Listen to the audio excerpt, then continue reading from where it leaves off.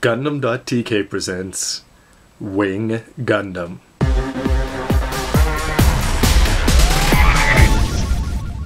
Hey, how you doing everybody? This is Robert184 from Gundam.tk, and today I'll be bringing you a review of the Master Grade Wing Gundam, which a lot of people have been waiting for a long time. This is from the anime Gundam Wing, and of course this is Master Grade 1/100th, and it sells for 4,000 Japanese yen, or you could call that $40 US, and that came out on April 28th, 2010, and that is exactly, 15 years after the anime started airing in Japan.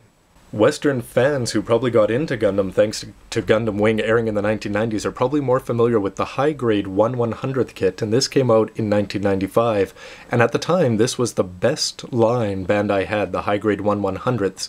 So remember, we're going to have the same size here, but just in much higher quality in Master Grade. And in case you haven't seen it, you can check out my review of the high-grade 1/100th. I don't have a lot to say that's very good about this, but hopefully this one's a lot better. I think they did a pretty good job with the box art here. Of course, we've got the Master Grade. It doesn't say the name of the series. Sometimes it says Seed, etc. But it does have a small Gundam wing mark there. Of course, we have the Wing Gundam in mobile suit mode, and then down at the bottom of the box, you can see it transformed into bird mode. Now for a look around the box, you can see here that you're going to have a front shot of the Wing Gundam, and over here it shows off the inner frame. I sort of like that look with the armor half on, half off.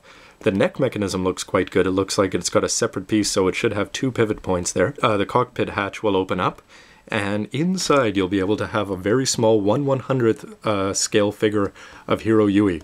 Looks like we get him in a suit as well.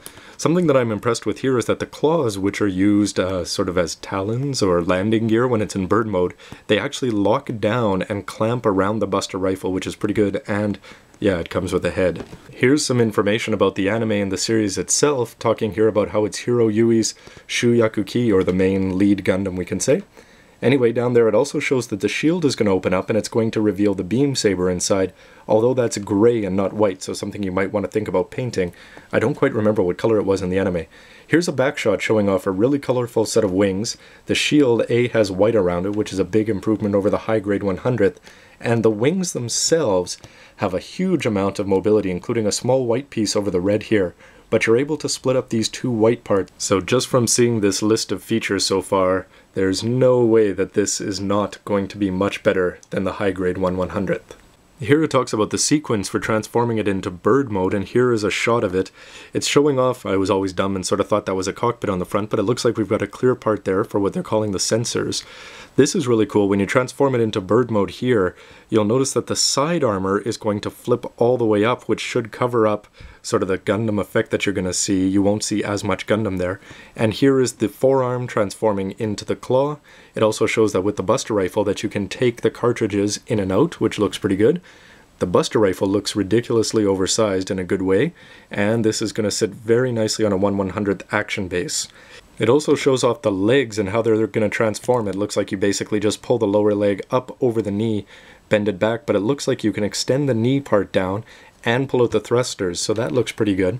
For those of you that have built the version Ka version of this same Gundam, this is the Katoki Hajime design marking seals, and so you can stick those on, which is something I'm probably not going to do. But again, Bandai, thank you so much for including this. This is an unpainted, unlined Wing Gundam, so if you buy this kit for 4,000 yen, here's the plates you're going to get, here's the weapons and extra parts, the stickers, the seals, the Hiro Yui pilot, and how it's going to look. And already it's looking pretty good, but probably it is going to need a fair bit of black lining to look as good as it possibly can. But let's get to the insides. I haven't cracked this open yet, so you'll be seeing this at the same time I do. Anyway, flip this open, and here's what you're going to get inside. The first bag on the inside contains the A-plate, decals, seals, and stickers. Everything looks pretty good there. Then we're going to get a sheet of gray, blue, and white. Dark gray, some very yellow parts. These would have been gold in the old high-grade 1/100. White plates here, and then gray parts with clear green beam sabers, and in the bottom of the box we're going to get a survey and the manual. For a quick look through the manual, of course it's going to have all the information there, made in 2010, some very light line art, and the name Wing Gundam. When you crack that open, you're going to get information about the mobile suit itself, the Buster rifle, and the wing unit, and down here you're going to get a whole list of parts. These are all, of course, fictional parts for this fictional robot. Inside we're going to have an A plate, B plate, 2 C plates, a D plate, 2 E plates, F plate, and this is sort of interesting, the G, and there's 2 H parts. They're made of ABS plastic, which should be stronger. And then we're going to have polycaps. At the bottom, they're going to have information on how to order missing parts. Every part is 60 in here. Shipping is 120, 150 for the manual. And sadly, remember, this is for use in Japan only. Once you crack it open, you get some directions on how to cut everything out. Here's some special directions for a few of the tricky parts, a table of content, and then something Bandai has done a lot lately, it shows a picture of the part you're building and all the plates you need. So if you're going to sit down and build the body unit in one sitting, these are all the plates that you have to pull out, which isn't really a problem though with a kit like this that doesn't have too many plates. Next up, we have the head unit, the arms unit, how to put the upper body together, and then we have color splash pages in the middle, fights on, the shooting star she saw, party night, scenario for bloodshed, and story about this anime, including scenes from the opening. Here we get the painting guide for those of you that want to make your Gundams look that much better. Only 6 colors, and you're going to need actually more, 8 for Hiro Yui. It shows off the mobile suit looking very cool with the wings swept back there and the transformation into bird mode. And then as you flip through the rest of the manual, you'll notice that the last page folds out, and that's going to be a few more pages of instructions and how to go into the transformation. And finally, at the very back, you're going to have a half page for seals, a half page for decals. Finally, on the back, we have a nice front shot of the Wing Gundam. I'm glad that they've gotten in the habit of showing off the front of the Gundam instead of it showing the back of the Gundam, which is never usually that exciting. So I'll wrap up this part of the review here, but don't forget to check out part 2, and I'll show you all the plates and details.